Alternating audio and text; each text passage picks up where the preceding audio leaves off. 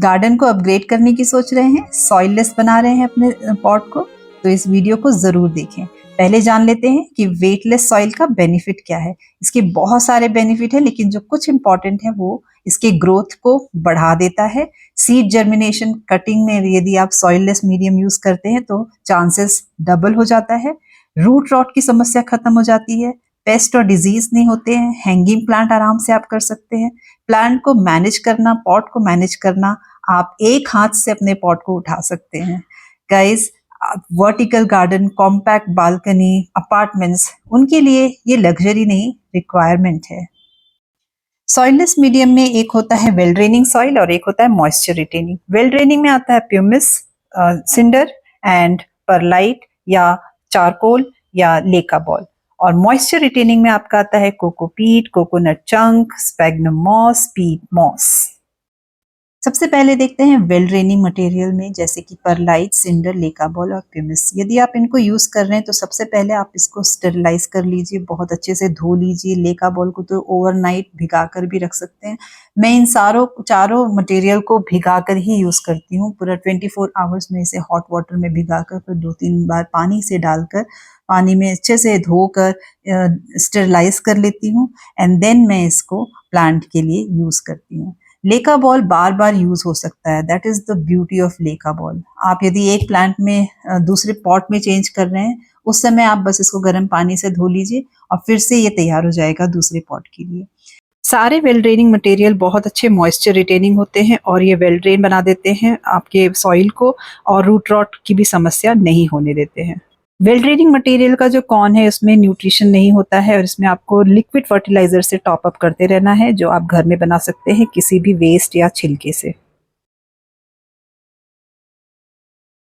Cocopeat या coconut chunk या husk and moss या स्पेग्नम मॉस, पीट मॉस, इन्हें मैं मॉइस्चर रिटेनिंग कैटेगरी में रखती हूँ। ये बहुत ही मॉइस्ट रखते हैं, बहुत दिनों तक प्लांट में मॉइस्चर बना रहता है।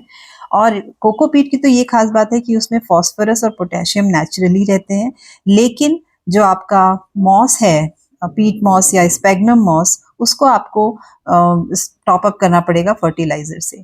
और सॉइललेस मीडियम आप बनाते हैं तो मैं कंपोस्ट को भी उसमें ऐड करती हूँ, क्योंकि वो भी बहुत लाइट बना देता है आपका सॉइल, या उसको सॉइललेस मीडियम कह सकते हैं। सो एक टिप है, आपका जो प्लांट को बहुत ड्राई पसंद है उसमें आप कोकोपीट मत डालिए, जिसको बहुत मॉइस्चर पसंद है उसमें आप ज़्यादा वेल ड्रेनिंग मटेरियल मत डालिए। मैं जो यूज़ करती हूँ इन सारे मटेरियल का इक्वल रेशियो बना करके उसमें मैं कंपोस्ट डालती हूँ। कंपोस्ट भी अच्छे कंपनी का, जो बहुत ही अच्छे से डिकम्पोज हुआ हो, एंड देन मेरा सॉइललेस मटेरियल तैयार हो जाता है। कोकोपीट या कुपीट मॉस या मॉइस्चर रिटेनिंग मटेरियल है, उनको भी इस्तेमाल करने से पहले स्टरलाइजेशन की ज़रूरत होती है। गर्म पानी में अच्छे से बॉईल कर लीजिए 15-20 मिनट और अच्छे से 2-3 बार उसे धो लीजिए। यूज़ करने से पहले इसमें इसका करना इसलिए ज़रूरी है क्योंकि इसमें बहुत सारे सॉल्ट होते हैं जो आपके प्लांट को नुकसान पहुंचा सकते हैं। अब वीडियो का सबसे इम्पॉर्टेंट हिस्सा, कि मैं इतने सारे सॉइललेस मीडियम के बारे में जो मैंने बताया उसको कॉस्ट इफेक्टिव कैसे बना सकते हैं। तो गाइस, फोम, थर्मोकोल, लकड़ी के टुकड़े या ग्राउंडनट के छिलके, अंडे के छिलके, किचन में आया हुआ वेस्ट, छिलका, गार्डन में बचे हुए फ्लावर, लीव्स, आप इनको कभी मत फेंकें।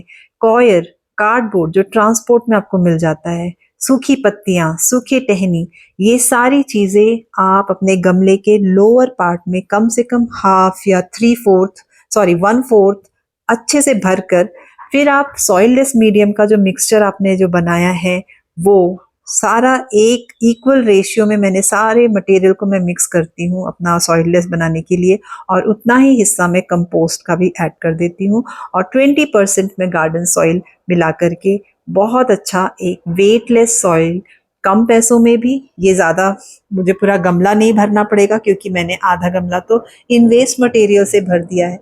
ये वेस्ट हमारे लिए हैं, पर प्लांट के लिए ये अमृत हैं, क्योंकि जब ये डिकम्पोज होंगे तो ये प्लांट को स्लोली न्यूट्रिशन भी रिलीज करते रहेंगे। क्यों हो गया ना आपका गार्डन रिफॉर्मेशन आसान। मैंने कम पैसे में और आपके पॉकेट में भी ज्यादा वजन ना डालते हुए ऐसे तरीके बता दिए हैं जिससे अब आप सॉइललेस मीडियम की ओर ट्रांसफॉर्म करने में आपको ज्यादा मुश्किल नहीं होनी चाहिए। मेरे गार्डन में ऑलमोस्ट 80% प्लांट सॉइललेस मीडियम में है। जो कुछ पुराने प्लांट हैं वो अभी भी सॉइल में है, लेकिन मैंने टॉप अप जो उसका टॉप मोस्ट लेयर है वो रिमूव करके उसमें सॉइललेस मीडियम डाल दिया है। तो ऑलमोस्ट सारे गार्डन, और मैं इसी तरीके से कम पैसों में अपना गार्डन रिफॉर्म मैंने किया है। मैं उम्मीद करती हूँ कि आपको ये इन्फॉर्मेशन बहुत हेल्पफुल लगी होगी। आपको यदि कोई और क्वेश्चन है तो आप ज़रूर मुझसे पूछिए, कमेंट सेक्शन में आप अपनी राय मुझे दीजिए, and do subscribe to my channel.